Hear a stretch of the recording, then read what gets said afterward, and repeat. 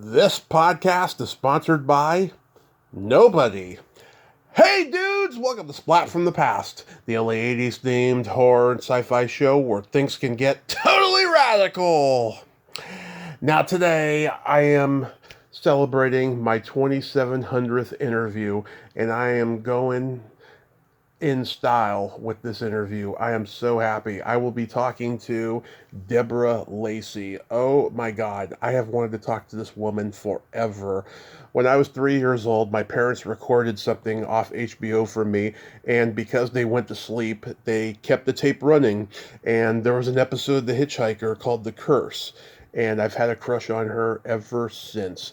But that's not all she's done. Oh my God, she has had an amazing career. She was in Young Doctors in Love for Gary Marshall and Exit to Eden.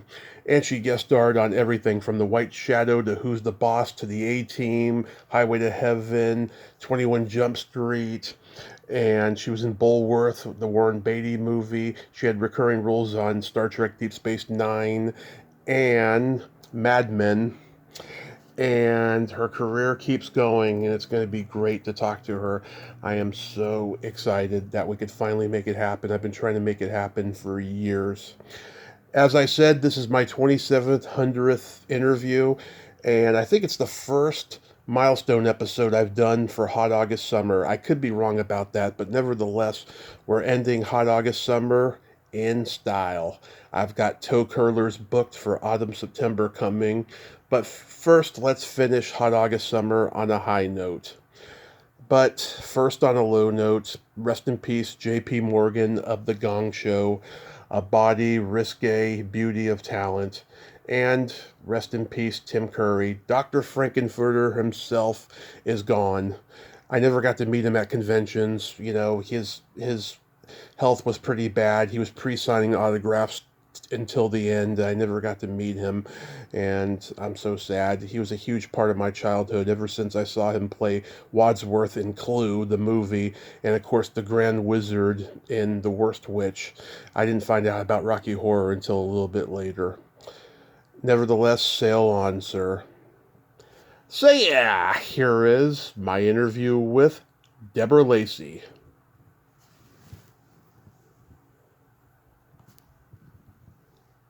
Hey, Deborah, welcome to the show. How are you today? I'm really well, Tommy. How are you? I am fabulous. I cannot tell you how thrilled I am to talk to you today. You are my 2700th interview, so thank you so much for coming on today.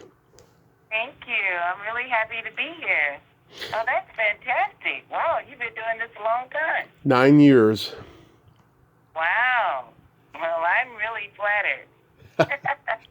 So go back in time. Did you gravitate toward acting early on in your childhood?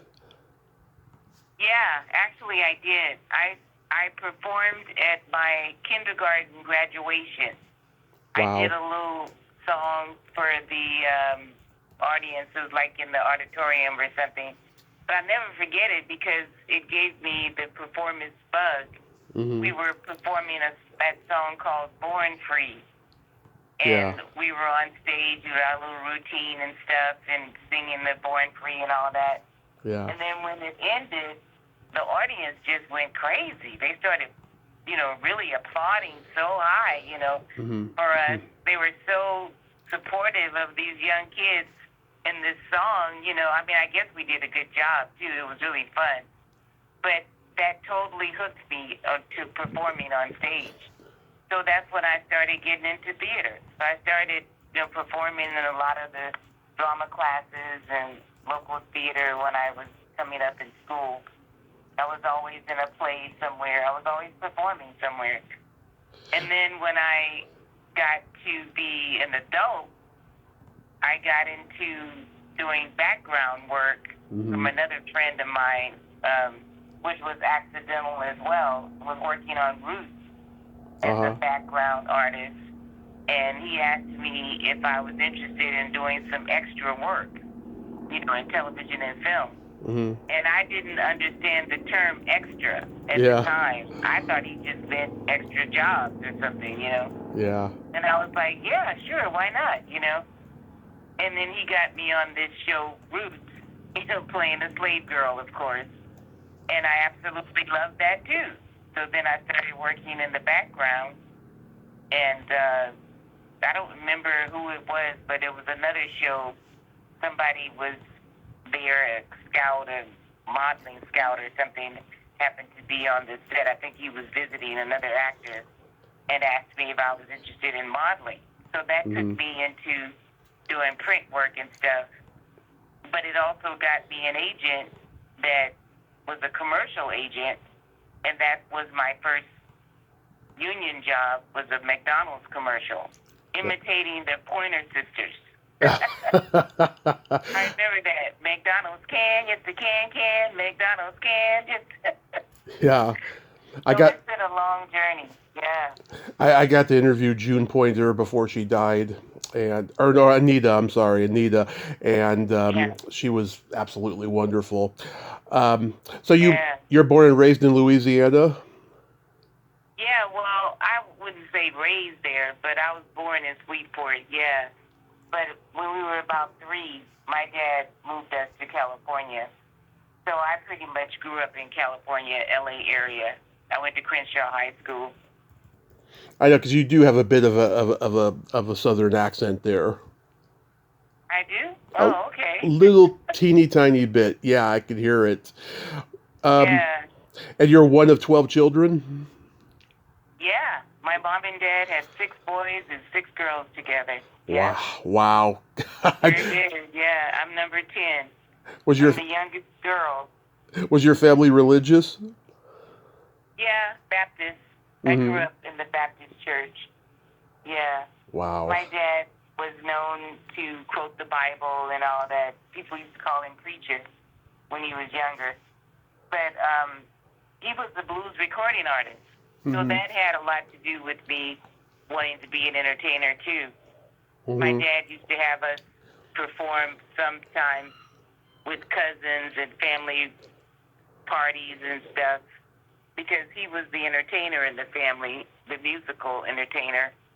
He played guitar and saxophone and harmonica, but he did a lot of his own music. So it was always fun coming to our house for the holiday celebrations and stuff. So he would have us girls, not the boys. The boys weren't so much into it. But the girls would perform with him and his music, singing and stuff. Yeah. It was really fun. Yeah. And I think I heard you say in one of the previous interviews that your dad passed away in a car crash. Yeah, unfortunately, I was really young. I was only 13. I think it was 69. And he was actually recording his first album when he died. Because he's in the who's who of American blues artists. He was just coming up, you know. He had done some work with Bobby Blue Bland and, you know, some of these really known blues artists at the time in the 60s. Yeah, he was in Chicago for a long time. He had been there for months. We hadn't seen him that whole summer. And he hit an oil slick. I think there was an accident previously before him on the freeway, and there was a big oil slick that was left in the roadway. And his car skidded off the highway over an embankment. And he didn't get help soon enough. When they got him to the hospital, I understand he was still alive when he got there. He was laughing and talking with the nurses.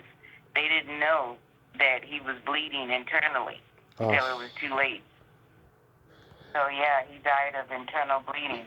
I think they said one of his bones, one of his ribs hit a blood vein that made him bleed. And my dad was a hemophiliac. It's funny, none of us got that. Yeah. It was hard to stop his bleeding once he started. Even at a cut or something. So he was always really careful. And he was only 52. I mean, he was still young. So, yeah, it was really devastating for all of us. Especially me. I was really close to my dad. I still, you know, have his pictures around my place. I just miss him so much. He was really, really a good person, too. My dad taught me about being kind, you know? There was a saying that one of my uncles on his side used to tell us about him. He told us one time that he hopes that we can remember who our dad was and how generous he was, that he was the type of person that if you met him on the street and you were a stranger and you said that, you know, you needed a quarter or something, my dad was the type of person that if it was his last quarter, he would give it to you. Because he always felt like you can always get more money. You can always make more money. Money can be replaced. Mm-hmm. But helping somebody who needs you at any given time, you can't replace that. Yeah. So I've taken that with me, and I probably take it too serious. Yeah. Because I've gotten myself broke trying to help other people. Yeah, I mean, I can't help myself, you know? Oh yeah, I mean, I survived an accident back in 2015, and normally when I meet somebody who has a family member that died in a car crash, they usually take an immediate dislike to me because they get re-traumatized when they hear that I'm a survivor of a car accident. You know, it's a sad thing. Oh wow, Tommy, that's awful. Yeah. Yeah. I'm glad you survived, though. Yeah. Oh yeah, if it wasn't for that, I wouldn't be doing this. I'll tell you, I was a lost soul at that time, but I've been sober 11 years now, so I'm Oh, good lucky. for you. Yeah. I'm lucky. Well, keep it up, because red alcohol is the devil. Oh, Yeah. it is. It's the devil in disguise, I'll tell you. It really is. I understand. Yeah. I don't drink, and I That's definitely good. have never gotten a DUI because I don't drink and drive. If Oh, I'm good. somewhere and somebody's celebrating, I'll have a drink, but then I'll stop. Then I know. Mm-hmm. Because I don't even like that feeling of being high and out of my senses. That's not attractive to me. That's why I never got hooked on drugs or did drugs or anything like that. And I've been around seeing people doing that stuff, but it's never interested me. I've always had a fear of it being out of control like that, you know? Mm-hmm. So, you studied with Stella Adler? Oh my goodness, yes. Stella, she made me an actress, man. I mean, I had been, you know, like I went to school. I had planned to go to USC. I had these visions of being a Trojan and performing at USC. That was my dream school because I grew up in that area too, Exposition Park area of LA as a kid. And but my sister went to Occidental College, one of my older sisters, and she convinced me to follow in her footsteps and go to Occidental. Oh my God, it was the worst mistake I've ever made. If you can make mistakes and have regrets in life, that was definitely one of mine. Because Occidental did nothing for me. I was so bored, and it was just an awful, awful experience for me. And I didn't finish. So I went 2 years in, and I couldn't take it. So, but part of it was because I probably should have just transferred to USC, but I wasn't thinking like that. I wasn't so savvy to know that those options were available to me. I just didn't want to go to that school anymore, so I just ended up giving up on the college thing. But I started working, you know, as an actor and a model, and I got married when I was 19 anyway, too. Yeah. So school just kind of went to the wayside. But yeah, I went. What was your question? Oh, about Stella Adler. Oh, Stella, yeah. So I wanted to train. I've always believed in having the best coaches and knew as much as I can about acting and all that. And Stella had an institution. She had an academy on Sunset in Hollywood for years. I mean, the academy is still there, but because she passed years ago. But she used to teach a master class, and you had to audition to be one of her actors to perform for her in the class. Otherwise, you had to just audit and sit in the audience and learn from her lectures. So I just decided that I wanted to really, work for her, really be trained by her. So I I got up the nerve to audition for one of the performing actors, and she accepted me. Yeah. But man, that was the hardest thing that I went through that year of training with her, getting on stage with her, and being her example for the class of what the teaching. I remember that first night, she said to me, "Oh my goodness, stop. You have soap opera written all over you. You're a soap opera actress." Yeah. And I thought, well, is that a bad thing? I mean, I didn't even know what she was trying to say because I hadn't gone that deep into my work, Right. you know. But she brought that out in me, man. She started talking about, you know, the trauma that I've been through and the emotions that, you know, a real person has and how you're supposed to feel about things and what the writer is really writing about. And, oh, my goodness, she just turned me into an actor. My deepest performances have come from the way Stella trained me. Yeah. And then, you know, one night after one of my performances, she called me into her office, and I thought I had done something really bad. I was like, oh, my God, she's not going to work with me no more. Yeah. But she hugged me, and her assistant was there, and she said, you know, Stella is just so happy with you. And I just couldn't believe it. I was like, oh, my God, that was the best day of my life. And she hugged me, and she congratulated me and she said that, you know, she hoped good things happen for me to stay on the path and all that. It was great. And then the next thing I did that really trained me and turned me into the actor that I am, that I'm really proud of, was the Negro Ensemble Company. After I worked on The Five Heartbeats, that movie that is just a cult classic now, everybody is so in love with that movie. It just has a life of its own. It never goes out of style. That's the only movie that I'm recognized constantly wherever I go. And even with my, you know, white hair, I'm an old lady now, and people still remember me from The Five Heartbeats. It's amazing to me. Wow. You know, these fans, they be paying attention, man. It's amazing.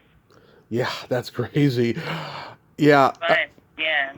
But I worked with the Negro Ensemble Company after I met one of the actors on The Five Heartbeats. He called me, you know, they're all those New York actors. Yeah. Somebody was leading one of the productions of a tour that Negro Ensemble Company was having.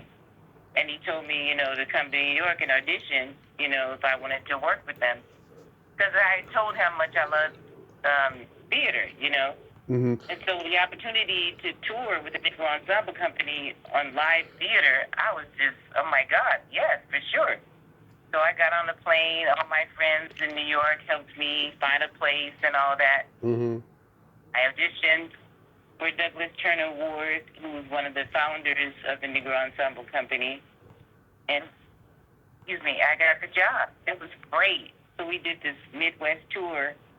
It was during the January, February Black History Month to all these college campuses. We brought this series, Charles Fuller Plays, to life that dealt with the turning of the freedom of the slaves, the Emancipation Proclamation and all that. It was amazing. It was such an amazing experience. But Douglas said the same thing to me. Your work is never going to be the same. Because I was playing this blind slave girl. So it was very deep, a very emotional, dramatic role. I went through a lot of stuff because it went through four what would you call it? Decades. It was like a 10-year period of plays in sequence. So it covered the whole 40 years from Emancipation Proclamation to them becoming free and getting land and, you know, property and becoming successful and all that, this particular family. And he just, man, I remember one of the performances at Ohio State, one of the audience members stood up and complimented my work and said that I totally believed that I was blind. She wanted to know how I could make it so convincing. She said she thought I was really a blind actress. And she sees that I'm not. And so she said, how did you know how to do that? And you not blind? And I said, it's just instinct.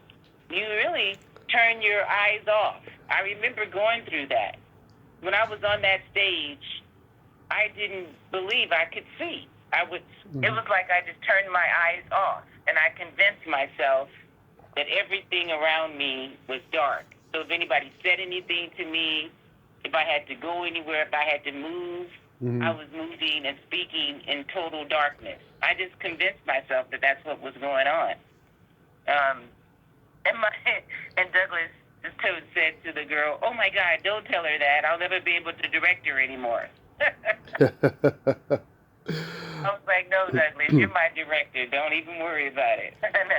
So I've been really blessed to work with some really, really good people. And I take this acting career very seriously. I always wanted to be an artist. I always wanted to affect people. I wanted to be a part of really good work, stuff like that. That people could see the work and learn from it, be moved by it. So I've been very fortunate that's been my path, my journey.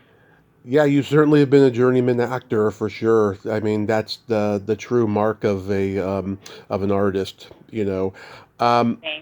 You did 3 episodes of The White Shadow, such a great underrated classic show. Did you enjoy working on that show? Oh, that was another good experience. Yep, that was during the time when I was doing the background work. I started on The White Shadow as one of the cheerleaders, background artists. They had an audition for cheerleaders to be at all the games and all that, but we weren't SAG union. That back then they had a Screen Extras Guild. It was separate from the Screen Actors Guild, and so they hired these background actors, extras, to be the cheerleaders. I think it was about 3 or 4 of us. I auditioned because I was a cheerleader in high school, so I was still very much into the cheerleading thing, Yeah. Back then, I think this was the early 80s. And so I got the job as one of the cheerleaders. So I got to know all the guys and everything because they had a game pretty much every week, and we had to be there. And we came up with our own little routines and stuff. And sometimes they would feature the cheerleaders doing a little cheer or whatever, And so I got to know a lot of the producers and writers and everything. So one day I saw a script because I was really close to the guys, Kevin Hooks and all them. Yeah. The basketball guys on the show, Eric Kilpatrick, John Mingotti, Nathan Cook. Yeah. Yes, exactly. So I don't know who had a script, but he let me read one of his scripts, and I saw this little part in it for one of the students in that scene with Kevin Hooks. And I knew that I could do it. And I knew that I needed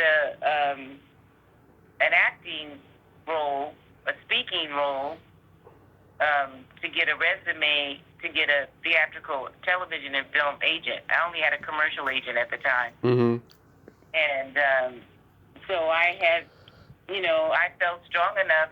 I used to be so bold back then. I don't have that same fearlessness as I've grown in this business. It's funny how when you start out, you don't have any fear because you really have that hunger to meet people and not be intimidated by people. But I noticed lately I've been taking such more of a back seat and waiting for my agents to do stuff. But back then I used to go out searching for stuff, So this script, I read it and I knew that I could do this little part. She was basically telling Kevin Hook's character that she doesn't want nothing to do with it. Because Kevin's part was he was a ladies' man and he was always going after the girls and he really believed that all the girls wanted him, Yeah. And she basically had to shoot him down, Yeah. So I wanted to do it. And I went up to Mark Tinker one day. I saw him outside of the stage where we were shooting, the sound stage and CBS out there in Studio City. And I asked him if I could audition for this little part. the student in that scene. And he said, sure, go ahead, Yeah. And I said, right now? And he said, yeah, why not? So, because I had the script in my hand, but I thought he was going to send me to the casting director, because that's how stuff was cast. You had to go through the casting director, audition for the casting director, and then the producers, finally have the final say. But I guess because I was here, auditioning for the producer, it didn't matter that I didn't meet the casting director. So, but Mark was such a great, great guy. A lot of those guys owe their careers to Mark. He just embraced us and was so kind to us. Mark Tinker is a really, really, he was the son of Grant Tinker, who was married to Mary Tyler Moore at the time. And they were doing a lot of those CBS series at the time. Right. And so he had a lot of power, but he was just a very down-to-earth, approachable guy. So I just asked him if I could audition for the part, and he said, yeah, go ahead. So I turned the pages to the script, and he played Kevin's part, and I did those couple of little lines. And he was like, okay, perfect. Okay, you got it. I'll let Cassidy know the part is cast. Just like that. And I was going to wardrobe and and had my first little speaking part. And Mark made me promise when I win my Emmy that I was going to thank him for giving me my first job. Yeah, and he thought he was getting me in the union, but I told him, I said, no, I actually have gotten in the union already with a commercial. Yeah.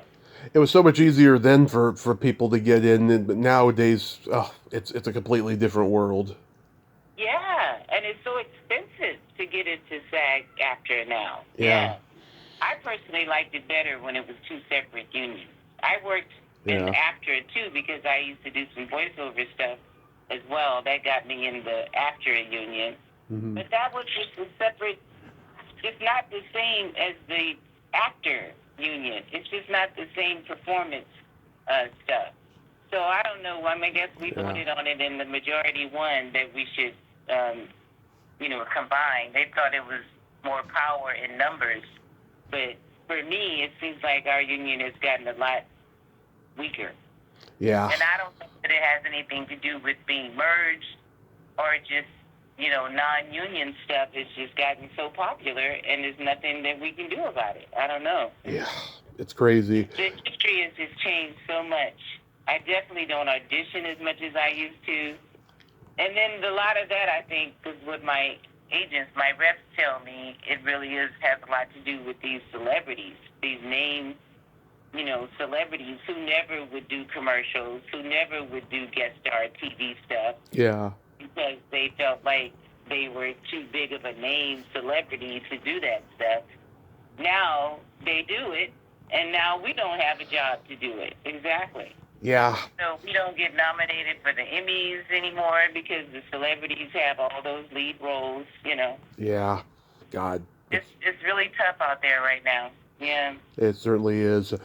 And then you do Gary Marshall's first movie as a director, Young Doctors in Love, one of the funniest movies ever. I've interviewed many from this movie. I've talked to Kyle T. Hefner and Tony Hudson and Lynn Stewart before she passed, and Charlie Brill and Tessa Richard. Just a great ensemble cast of characters. It must have been a lot of laughs to be on set.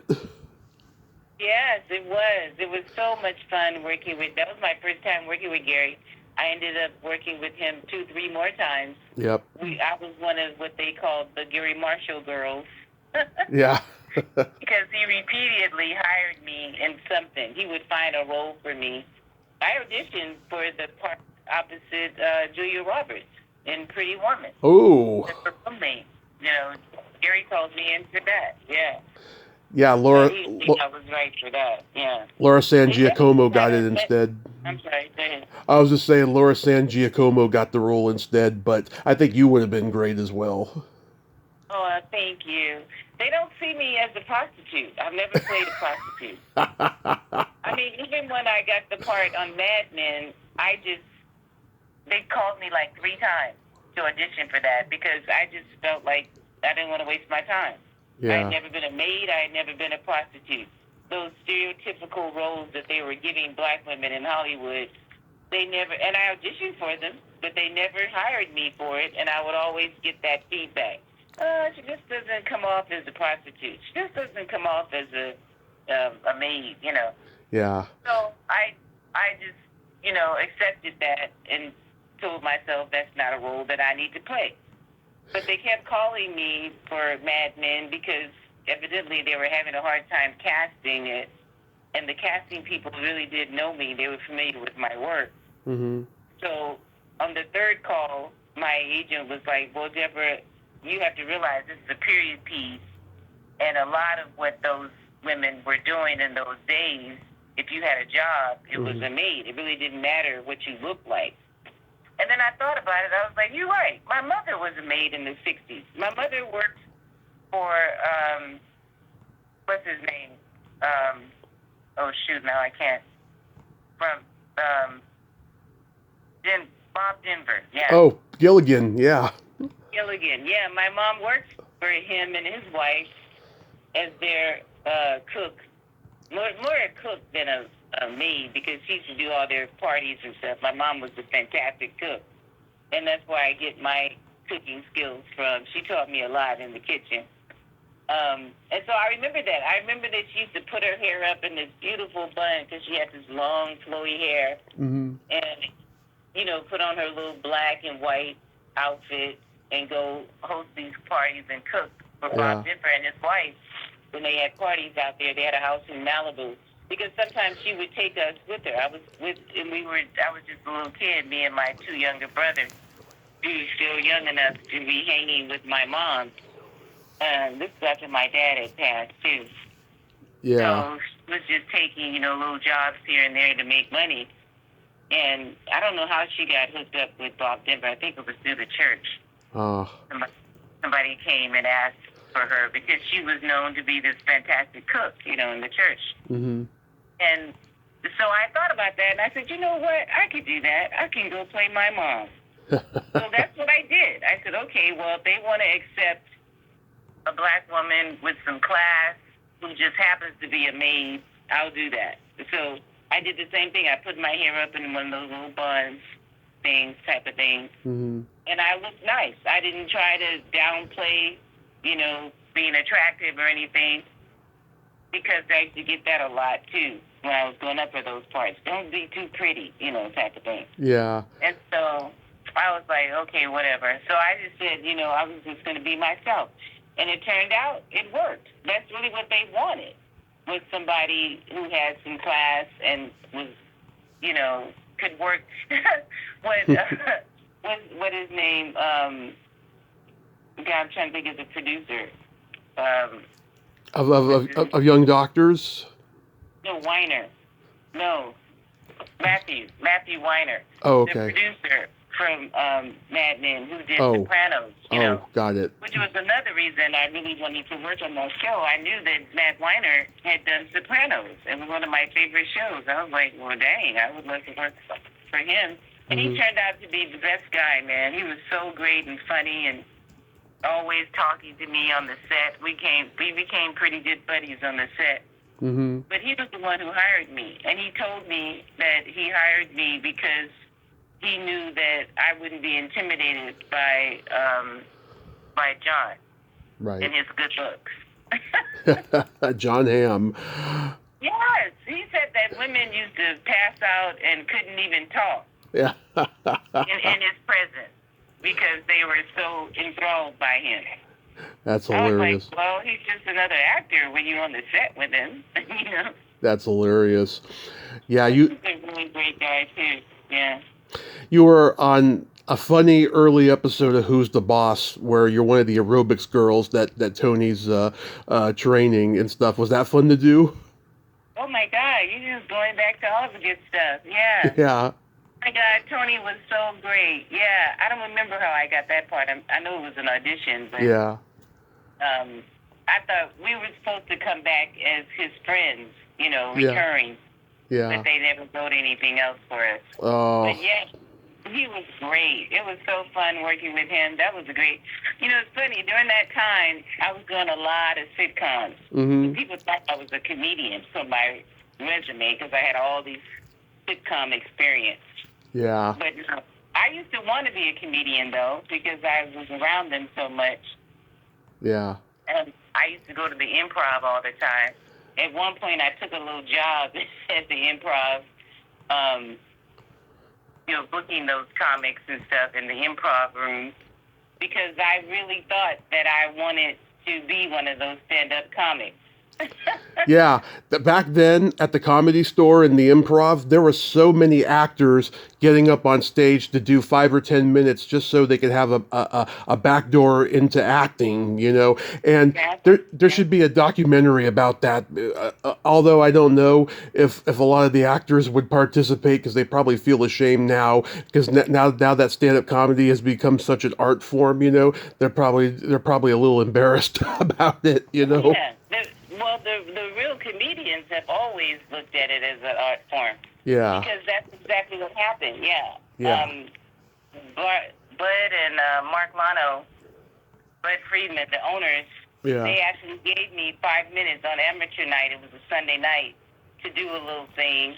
And I asked my friends Robert Townsend and Keenan Ivory Wayans to write something for me because I didn't trust that I could be funny just on my own bringing up stuff. Yeah. And they were both like, no, Deborah, you got to go up there and do your thing. It's got to come from you. You got to find the funny in your life, blah, blah.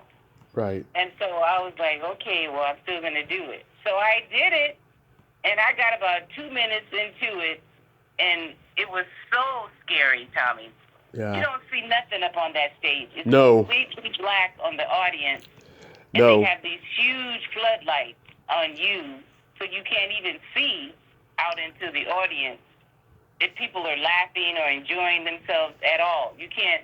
I didn't feel anything back from them when I was talking, and I went talking a lot about my family and growing up in a big family and all that. Yeah. And I thought stuff that I was saying was funny. It was funny to me, like Robert and Keenan had told me to do. Mm-hmm. And I wasn't getting anything from the audience. So I remember about 2 minutes into it, I was like, okay, well, I got to go. And somebody in the audience said, no, don't go. You're doing great. Which I found out later was Mark, Mark Lano, one of the owners. Yeah. And I was like, no, really, I got to go. And I ran off that stage. And I ran into the ladies' bathroom, and I'm telling you, Tommy, I was so traumatized by that. And Anna Marie Horsford, the actress, one of my favorites, was in the audience that night and saw me do that. And she came into the ladies' room, and she hugged me, took me to her breast, and said, girl, you were doing so good. Why did you do that? We were enjoying you. I was like, no, I didn't hear anything. Nobody was laughing. It was crazy. And she says, no, everybody doesn't laugh out loud. We were laughing to ourselves. We were enjoying you. I was like, no, I didn't feel that at all.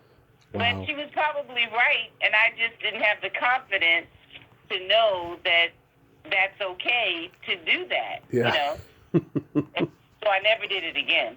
That was it. Still, I was like, oh, my God, no. I don't want to be a comedian after all. Yeah. That cured me of that dream. I know. I did it for 10 years in San Francisco. I mean, you're like a deer in headlights when you're up there, and you never know what the crowd is going to be like, what they're going to laugh at, what they're going to be offended by, whatever. It's just, it's a very specific art form for people who are specifically wired for it, you know? I mean, you have to be comfortable with that isolation, Yeah. And like she said, just not be, feeling that you need the ha out loud stuff, and just trust that people are with you, Mm-hmm. Whether, they are or not. You have to believe that, Right. And keep going. Because, I saw all those Byron Allen, Jay Leno, all those guys were, even Bill Maher. I used to book them. This was the early 80s, and they were all coming through the Improv at that time. It was like the hottest place to be. They used to have workshops and auditions from the network that I was setting up for these comedians to come and audition on stage there to try to get a TV show. You know? So it was, you had to have a lot of confidence in what you were doing, and you can't be relying on what you're getting back from an audience, you know. Mm-hmm. I learned that, but still I didn't want to do it. Right. So how was working with Michael Landon on Highway to Heaven? Oh, Michael, what an angel. He and Victor, they were such angels. And I think that was my second guest star role. Yeah, because the first one was the 18. Mm-hmm. And then right after I got the 18, I got Highway to Heaven. It was like my next job. Boom, boom, right together. Mm-hmm. But see, again, back then, you could get a guest star role just by auditioning for it, you know, Yeah. as an actor. But those days are gone. I Pe- rarely get a chance to audition for a great role like that. And if I pe- do, like I just recently auditioned for Tyler Perry, a lead in one of his movies coming up. Nice. And my agent is saying that I did a great job and they love my tape, but they're also looking at names. You know? Yeah, of course. They're So going to say, that oh, was- we love you, but we're looking elsewhere. Yeah, I mean, I feel great, thanks. You know, Yeah. exactly. But that's what the business has turned into. And they'll offer me, you know, a set compared to what they're willing to give a person who they think has a big name, you know, type of thing. Yeah. But they think that's what's going to get people to tune in. And it's so not true. If you have the good work, people are going to tune in, you know. And it's been proven over and over again. You see some of these new series out there with people who are not names at all, and they're doing great, you know. Yeah. People have So told I'm just hoping it's going to come back around that way. people have told me that role that Landon played on Highway to Heaven was the closest to him in real life. He was everybody's like spiritual advisor, and he was like Really was. supportive of Yeah. everybody.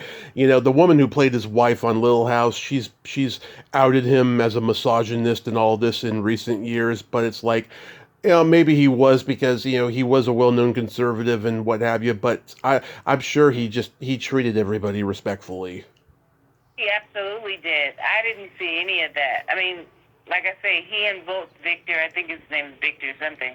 Mm-hmm. When I auditioned for that, because that was a two-process thing, because first you would audition for the casting director, and then the casting director would bring you back to meet the producers. And at that time, this was all in-person meetings. Not like today, everything is done through a self-tape audition and a Zoom audition with the producers. So you don't meet people in real life anymore to actually get a feel for them, you know. Yeah. But back then, it was the chemistry that you had in the room with the producers and the directors and the writers, you know. And it was just so much more of a great process than it is now. Because now you get no feedback. You're just totally on your own to come up with stuff. And if you don't have the right idea for what they're thinking the role is about, then you're out right there. Whereas when you were in person in an audition and they liked your choice, whatever you were doing, they would suggest something else. Okay, we'll do this. Can you think about it like this? And then you'd have an opportunity to do it that way, and they could see that you can do it that way. But no, you don't. Those days are gone. But that's the way it was with Highway to Heaven. I remember my agent called me and said, you know, they're looking for a really good actress to play this teacher who teaches this basketball player how to read. And, you know, it's kind of one of those really sentimental shows, you know, and everything. Yeah. And I thought, oh, that's right up my alley. For sure, I can be sympathetic to somebody like that. So I was excited to get the audition. And like I say, I only had one guest star role on my resume at the time. And when Michael and Victor met me, that's what they told me. They looked at my resume and they were like, oh, my goodness, you need to have some more credits on this resume. And that's why they gave me the job. Yeah. They liked my audition, and they wanted to give me another credit on my resume. It was great. I mean, that's the type of people they were. And they were that kind through the whole process. I remember that scene where we were at dinner, and I had to take the menu from my boyfriend at the time. He's taking me to dinner, and he can't read, and he's fumbling through trying to order something, and I take the menu, and they had me looking so elegant. My hair, it was one of the first times anybody had ever put my hair up like that. And I felt like Diane Carroll, man. Who's my hero, Yeah, she was great. Um, Yeah. Mhm. the role that I fell in love with you was the Hitchhiker episode, The Curse, and I have a little story about that. Oh, When I was three, my parents recorded the movie off HBO for me. And because they went to bed, they left the tape running, and that episode of The Hitchhiker was on the tape. And I used to watch it when my parents were asleep. And to this day, it's still my favorite episode. I think it's the best episode of the series, and I know a lot of people who feel that well, way thank you, as Tommy. well. Wow. Yeah. Yeah, I think so it's one of their classics. Yeah. yeah, and like you're working with Philip Noyes before he was an A-list director here in the States, and you got Harry Hamlin just before L.A. Law. His movie career had kind of died, and this was just like a matter of perfect timing of doing a really good episode.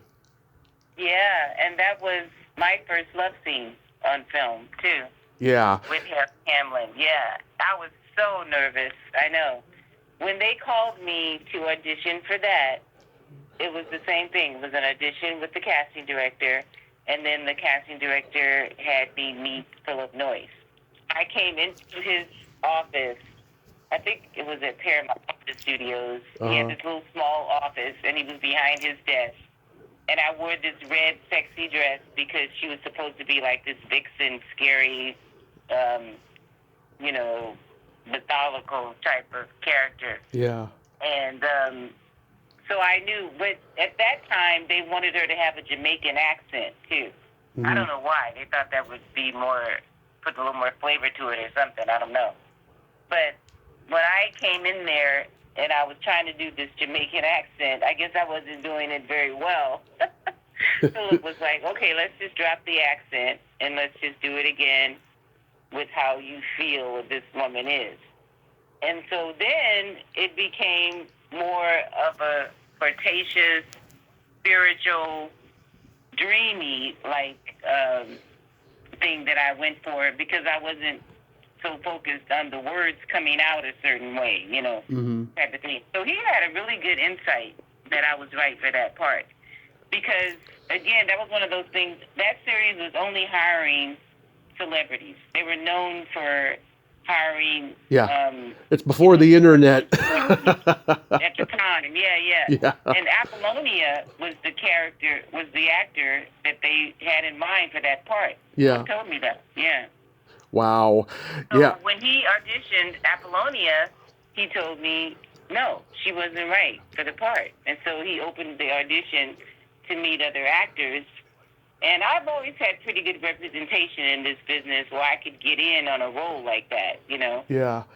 So my agent got me the audition, and Philip totally was great. He told me that he hoped that I had a movie career, and he was a movie director. I think he had done Patriot Games or something, Hmm. that Patriot movie with Samuel Jackson at the time, or Hmm. either it was coming out or something, because I remember him talking about it.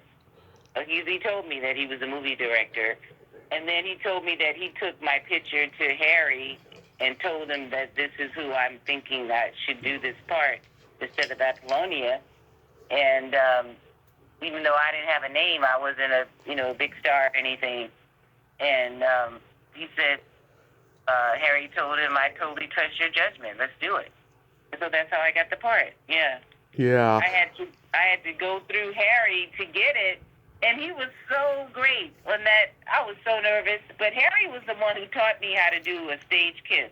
Oh I yeah. didn't even know what that was, Yeah. because in the rehearsal, here we are. I was trying to kiss him, and I was just kissing him like I would kiss a man, and he saw how clumsy it was for both of us because I wasn't doing it right. And he told me how to do it. I didn't need to use my tongue at all, to only use my lips. And he taught me how to do that. And that carried me through every kiss I've had to do on screen since. Yeah. So now I'm teaching other people how to stage kiss so it's not awkward, Yeah. How many times did you have to drip an ice cube in his belly button? It's funny because people who saw that sex scene with us, that was the thing that they talked about the most for me. When I saw my peers on auditions after that, they would say that to me. Oh, it looked like you and Harry were really doing it, you know. Yeah. I was like, are you kidding me? No way, you know. But I guess, you know, the rumor was actors were really doing it back then, you know. Yeah. I was like, oh, no. Harry was married. His wife was on the set most of the time. Yeah. No, we never even thought to cross that line. No, he never made me feel like he was open to anything like that. Like I said, he taught me how to stage kiss because he probably thought I was kissing him too much for real, you know, type of thing. So, no. And I remember even Shirley Ralph, you know, she said that to me one time. Yeah. We were on an audition in a room somewhere, and I was telling them, you know, they were all talking about it, and I was like, no, it's all acting, it was all fake. And she didn't want to believe it. She was like, no, I know when somebody's really having sex. You guys were really doing it. So she said to me, I was like, no, girl, we weren't. You know, you can believe that all you want to, you know. Yeah. So I was always flattered. I was like, really? It was that? Because when I look at it, I see that it's not real. Exactly. I see exactly what we were doing. And Harry and I were the ones who came up with what we were comfortable with doing, too. Yeah. So that it wouldn't, you know, go so far that we would have to feel uncomfortable, you know. Right. It was the best experience. And Bea Richards, too, working with her was amazing. Oh, yeah. She was the one who I know got me comfortable working with that snake. I know, and you had worked with her on Highway to Heaven, too, and she is so creepy in this episode with that white hair, I have to say. Yes. See, that's what I'm saying. It was like, because I was supposed to be, you know, the representation of her. Right. You know, she kind of turned herself into me to seduce Harry. Yeah. I know, I love that. We had to have that kind of connection. And man, snakes are the scariest things that I could ever be a part of in my life. I've always had a fear of snakes. But this guy, the snake handler, when he was on snake, and this snake was huge too, I'm telling you. It was a big old fat snake. Yeah. And Bill was just holding it and petting it like it was nothing, you know. Yeah, and also... So I said, okay. And also, too, the episode was racially progressive. I mean, you didn't see a whole lot of interracial sex on TV back then. Exactly. That's what my agent said, too. They were like, Deborah, because first that was another one I was scared to go on because I didn't want to be nude. I didn't want to do a sex scene. Yeah. And Philip promised that it would be tasteful and I wouldn't be showing off anything for real. So he kind of shot it in silhouette because I didn't want to really... but they did have a stunt naked double for me. Yeah. There was a scene that was cut out. The scene shows you they didn't really need it. Yeah. There was a scene where they had a nude actress who got in the bed with him nude, but they cut that scene because they didn't need it, you know. Right. And she had a great body. It would have made me look really good. Now, keeping up the theme of sex, you were in Exit to Eden, another Gary Marshall movie, and I'm a fan of Anne Rice novels. I used to date a dominatrix who got me into them and stuff. So when Gary offered you this part, were you like, oh my God, why me, Gary? Why? No. I mean, Gary always thought I was a pretty girl, you know. Yeah. He always made me feel special. Like, he thought that I was looking good and I was a good actress and all that.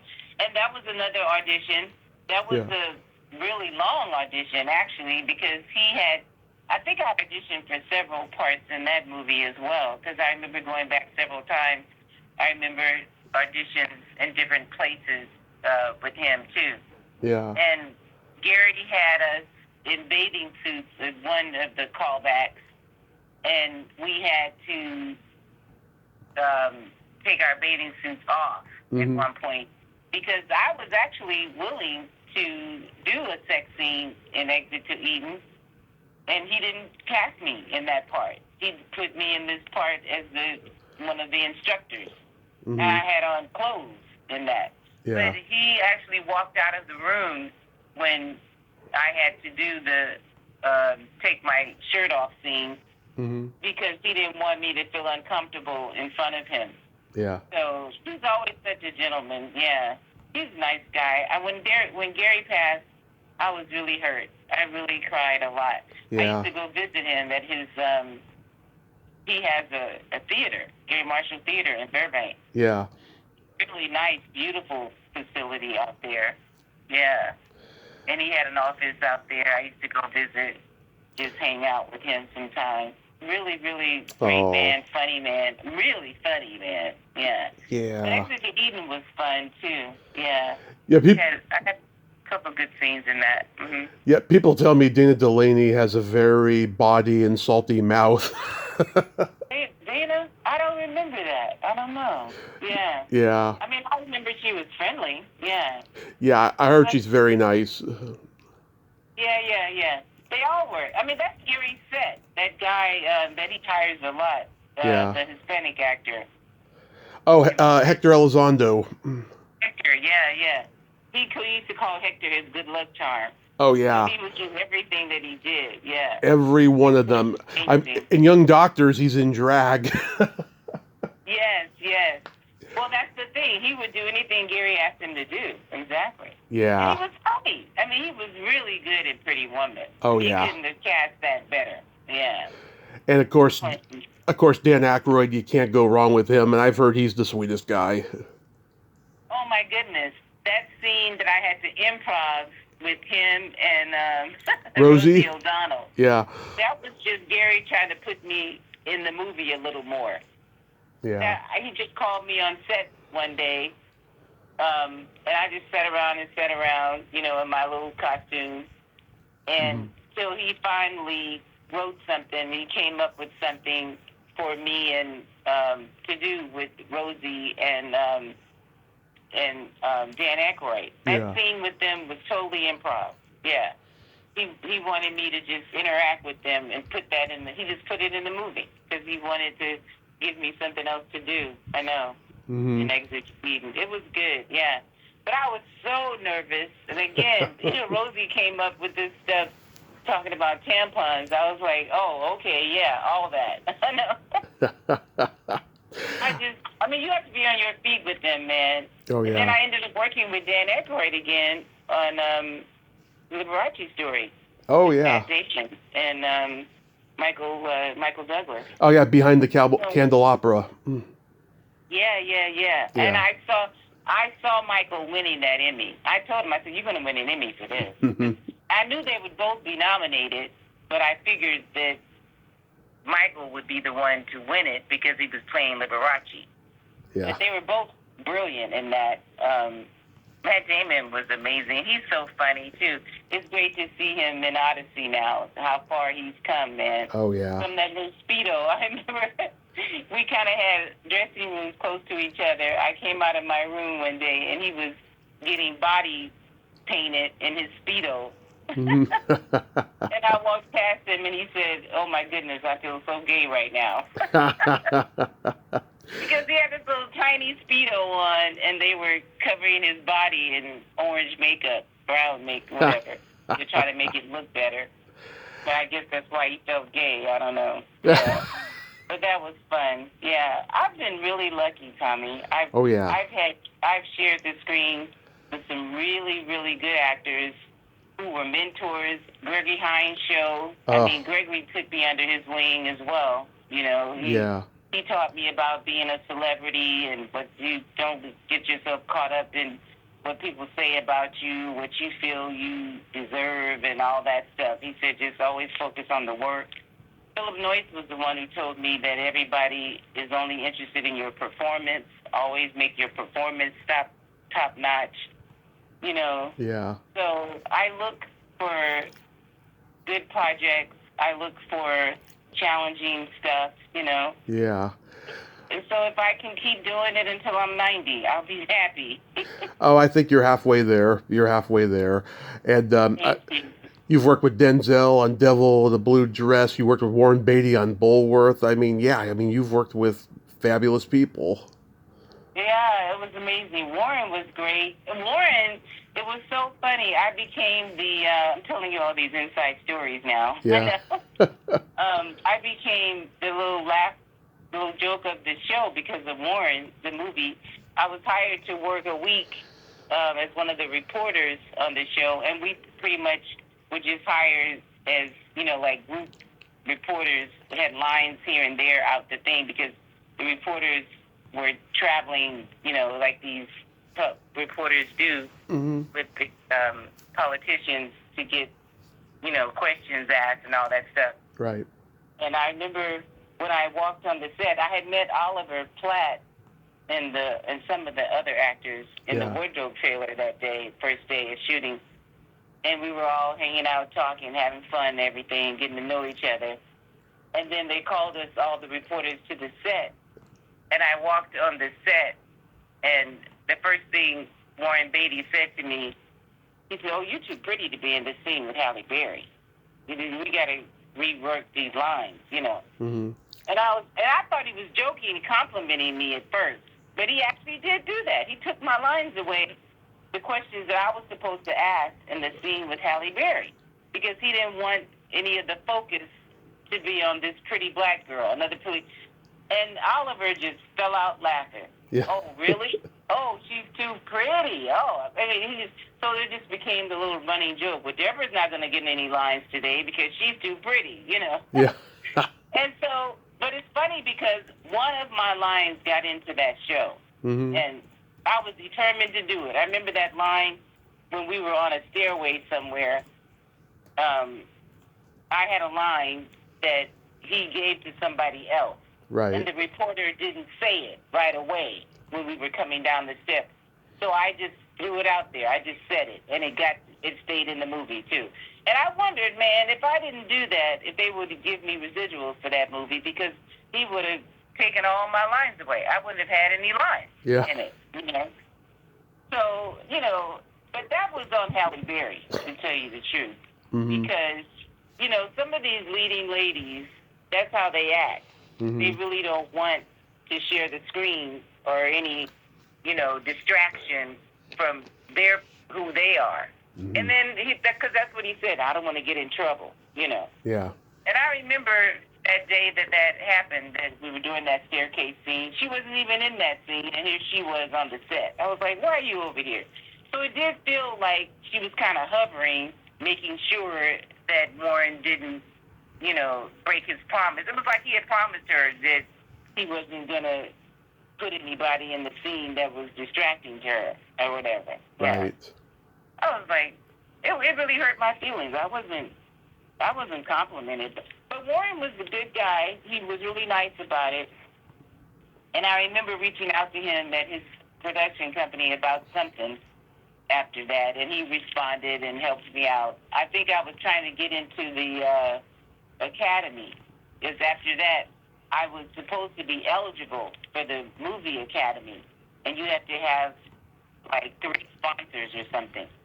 So I had worked with Denzel, I had worked with Danny Glover, and I had worked with Warren Beatty. And so I reached out to all 3 of them, and all 3 of them wrote letters to sponsor me.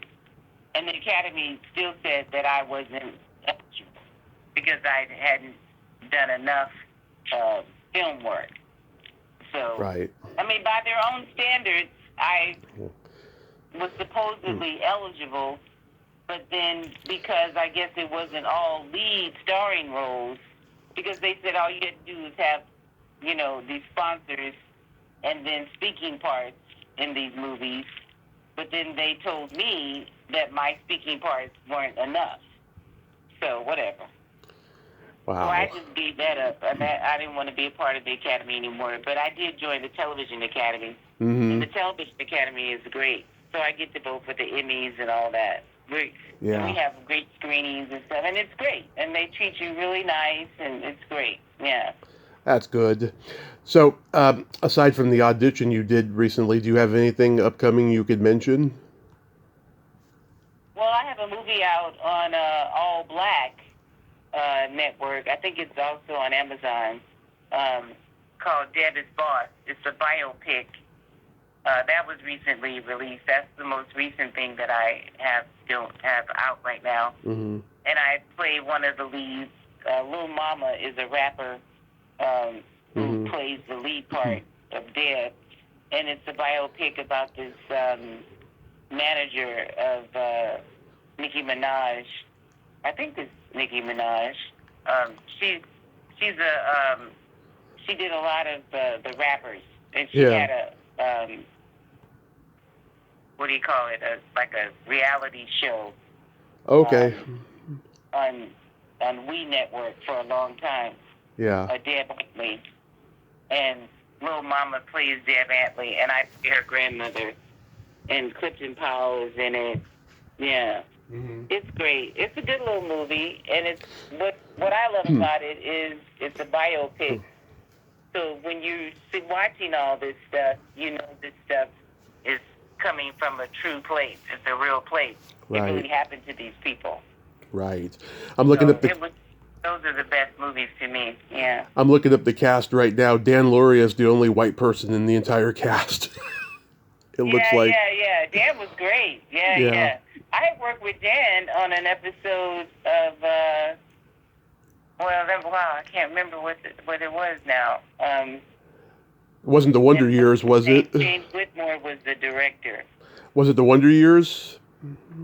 No, I remember he was on that. No, it was a television detective series. I played a detective, and I think he was too. Cagney and Lacey? No. Hunter? It was... Yeah. No, but it was in the 90s, I think. Yeah.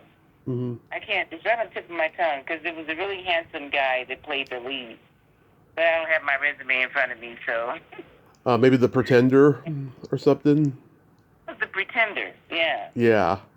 I think it was The Pretender, exactly. Yeah, that was the lead guy. It was a really handsome guy in the lead in that. Michael T. Weiss.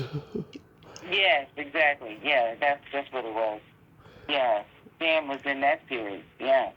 Funny coincidence. It was great to see him again. Yeah. Funny coincidence. So real quick, we have to play my secret silly game.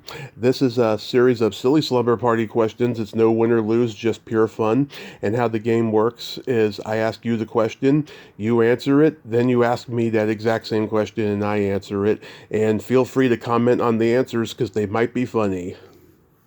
Okay. Deborah, are you ticklish? Yes, I'm very ticklish. I can't stand to be tickled. So Tommy, are you ticklish? I am baby ticklish, yes. I get very squirmy when I'm tickled. Right, me too. Yeah. Is your belly button an innie or an outie? My belly button is an in. Yeah. Okay. My mom had 12 kids, so she knew how to take care of me by the time I came along. Yeah. So, Tommy, is your belly button an in or an out? It is also an innie, and it's very deep. I call it the bottomless pit. Right, exactly. Mine is deep too. Yeah. It's a family tradition. Yeah. What color are your toenails painted? My toenails are painted pink right now. I just had them done. I'm getting into the natural pink colors right now. I love the pink. Love it. So, Tom, what color are your toenails right now? They are purple with sparkles, and I'm trying to figure out what I'm going to do for September. Oh, okay. So you change them every month? I do, yeah. I've been painting my toes since I was 13. Oh, cool. Okay, yeah. Yeah, I love a good painted toenail. Yeah. Yeah. What would you say is your best personality trait? What would I say is my best personality trait? Oh, my goodness. I think I'm an empath. Yeah. I have a tendency to understand and relate and feel empathy for people instantly, just from meeting them in my first conversation with them. I could see that. I think that's what I'm most aware of myself about. Yeah. So how did you phrase the question again? What would you say is your best? What is your best personality trait? My best personality trait is I have empathy and I have no filter. Oh, okay. Yeah. I'm a I'm a Gemini. Yeah, my mom was a Gemini. Yeah. Oh, really? When was And her birthday? one of my older brothers is a Gemini, too. My mom's birthday was June 10th. Oh, I'm the 6th. Oh, wow. The 6th is my niece's birthday. Yeah. Wow. My Wow. niece that lives up north. Yeah. She's the same. Yeah. That girl is a little firecracker. Yeah. What is your guilty pleasure? My guilty pleasure is Baskin and Robbins ice cream, Mm, vanilla, and black walnut, a lo- double cone. oh, Oh, my goodness. I'm probably going to go have one after we finish this interview. evil, evil. Oh, my goodness. I mean, I try to control it because I have an urge for it every day. I would Yeah. eat it every day if I could. But I know that that's not healthy. No. So I save it for a really special occasion when I'm really feeling good about myself and I feel like I want to treat myself. Yeah. I go to Baskin and Robbins and I have the black walnut on the bottom. So that's the last one that I have because it's my favorite. Mm-hmm. And the vanilla on top. Man, that is just the best indulgence I could ever do for myself. Other than having a massage, too. And then the second would be letting somebody give me a deep massage. I'm pretty good at deep massages. Yeah, yeah. Okay, so what's your guilty pleasure, Tom? Eating pizza and watching a raunchy sex comedy movie like Young Doctors in Love. Oh, yeah. Okay, that sounds like fun. I know. I love pizza, too. Yeah. I Yeah. just don't do a lot of dairy. Yeah. And then my favorite question, is there a stinky smell that just makes you gag? A stinky smell that just makes me Gag. gag. Oh, my God. It would be bad breath. Yeah. I can't take it. I know. And it's funny because people just come right into your face with it. I'm like, dude, do you understand that your breath doesn't smell good? Yeah. Oh, my God. I don't understand how they don't get it. And sometimes, like I have a coworker. I work in retail. I have a coworker who's always coming up to me with his hellos and, want a hug and all that. And I'm like, dude, Yeah. can you get some Listerine or something? Yeah. I mean, I don't get it. I don't understand how they don't. I mean, if I can smell it, how could you not smell it? You know what I'm saying? Yeah. So yeah, that's the one thing that it really irks me, and sometimes it makes me sick to smell breath that bad. Yeah. Yeah. So is there a stinky smell that makes you gag, Tommy? Either farts or feet, and I know it's a little cliche. Oh yeah. Feet is the other one. Oh God, people take their shoes off and just want to fill the room with that stink. Come on now. Yeah. I know. It's like, no. Awful. You don't get to do that. I know. 'Cause I Awful. grew up with that. I have six brothers. Yeah. The oldest died as a baby, so I grew up with 5 brothers. And it's like men seem to want to do that all the time. They just don't have no etiquette when it comes to taking their shoes off wherever they feel like it. And we all sitting there watching TV, and then all of a sudden, one of them will take their shoes off, and everybody's gagging. Yeah. I'm like, dude, why? Why do I have to live with that? I know. It's awful. Yeah, my dad's the 5th of 6 kids. He had 4 brothers, and his sister, my aunt, was the oldest. She had to grow up with 5 brothers, and she loved them dearly. But yeah, I'm sure she could relate to. Yeah, I mean the stuff they do. And my mom was so old-fashioned. She just catered to men. She always thought that men can do no wrong. It's the woman's job to take Right. care of the man, Right. So she never, made them not do it, type of thing. Right. So she was like, well, if that's what they want to do, just live with it, Yeah. So they never felt like they couldn't do it, type of thing. So, yeah, we all had to just live with that, too. Deborah, thank you so much for coming on today and being my 2700th guest. You are just wonderful, so delightful. Thank you, Tommy. I really enjoyed it. I'm glad I did it. Yeah. Thank Yes. you for having me. Yes, I will see you on Facebook, and you have a great rest of your day and summer, and be safe. Thank you, love. You too. I'll see you on Facebook. Okay, bye-bye. Take care. Bye-bye. Well, there you have it. Deborah Lacey. Oh my God, wasn't she like the perfect 2700th guest? Oh my God, she was so congenial, so forthcoming, told great stories. I didn't have to struggle. Everything was fantastic. I enjoyed every moment of that conversation, and she's a delightful lady. Wow. 10 she's the 10th of 12 kids. Isn't that nuts? That is nuts. Well, until next time, this is Tommy Throwback Kovac saying there's no shame in living in the past because the present sucks. Later, dudes.